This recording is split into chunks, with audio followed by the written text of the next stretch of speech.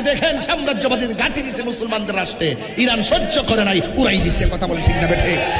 আবার অনেকে দালালি করে। আমি বলতে চাই যে ইরানের সাথে কার যদি আকীদা দ্বন্দ্ব থাকে আরেক জিনিস, কিন্তু যখন মুসলমানদের লড়াই হবে ইহুদিদের বিরুদ্ধে সব মুসলমান ঐক্যবদ্ধ, হাত তুলে বলো ঠিক না বেঠে? বলো সব এক কথা হবে। কথা বলে ঠিক?